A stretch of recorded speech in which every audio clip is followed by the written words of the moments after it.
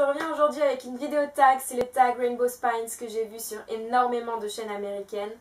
Pas tant que ça sur les chaînes françaises, mais peut-être que je me trompe, si c'est le cas, dites-le moi dans les commentaires.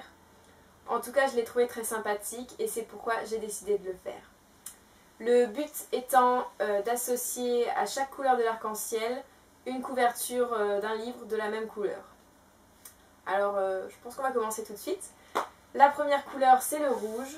Et pour le rouge, j'ai un livre un peu spécial. C'est Le Rire de Bergson. Alors Bergson, si vous ne le connaissez pas, vous n'êtes pas allé à vos cours de philo.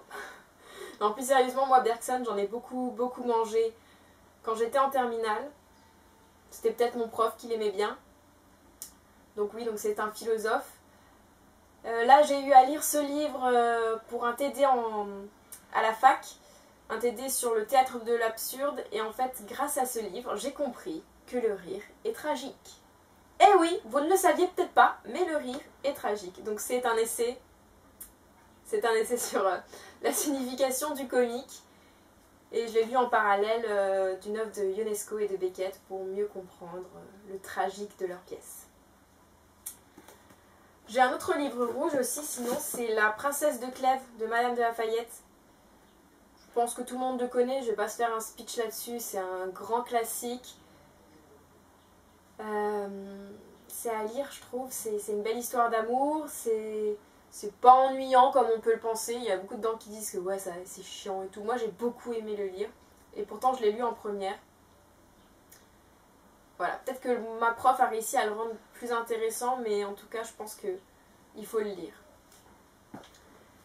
La prochaine couleur c'est le orange. Pour le orange, j'ai choisi encore un classique, c'est Le Mariage de Figaro de Beaumarchais. Pareil, tout le monde connaît Le Mariage de Figaro, tout le monde connaît Beaumarchais.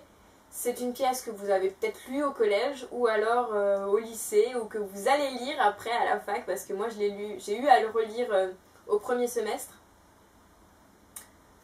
Je ne vais pas m'étaler plus là-dessus. Voilà pour le orange. Ensuite, le jaune, alors j'ai un peu triché parce qu'il n'est pas entièrement jaune, puis c'est un peu un jaune fluo aussi. Donc c'est Le Magasin des Suicides de Jean Telet.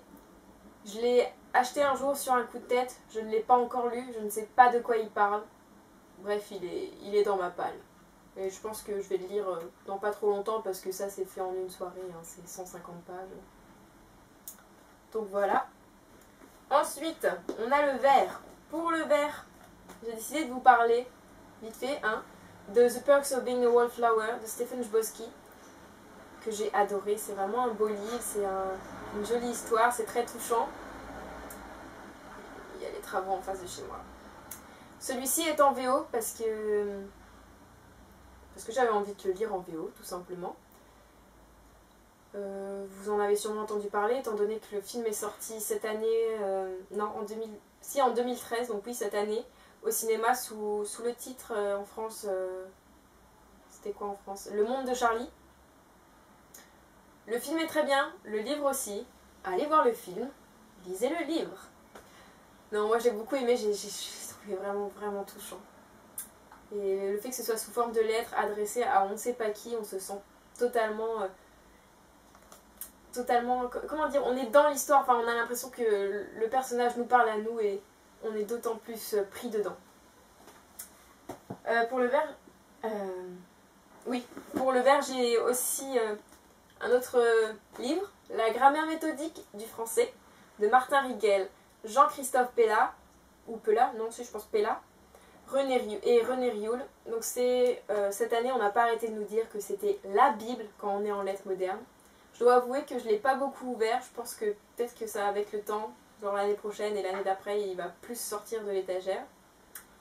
Dedans il y a beaucoup de choses très importantes, c'est tout ce qui est grammaire, la phonétique on trouve, qu'est-ce qu'on trouve, de la syntaxe, un peu de tout ce dont on a besoin pour faire une bonne licence en lettres modernes. Je fais un peu de pub là, mais bref.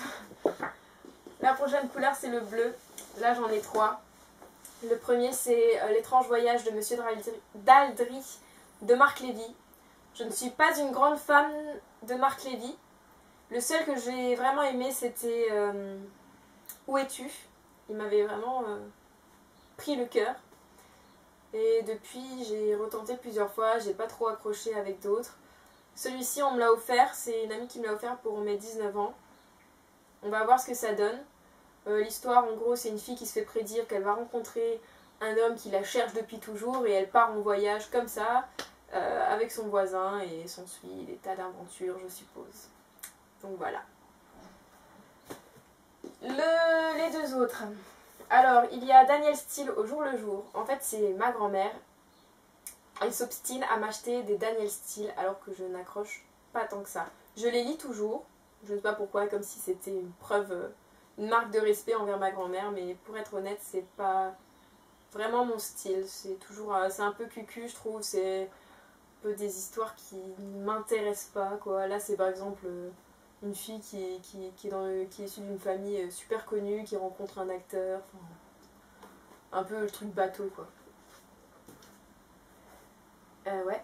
Et enfin, encore un livre bleu. Bon, il y a un peu de... je sais pas du jaune, mais enfin, voilà, quoi.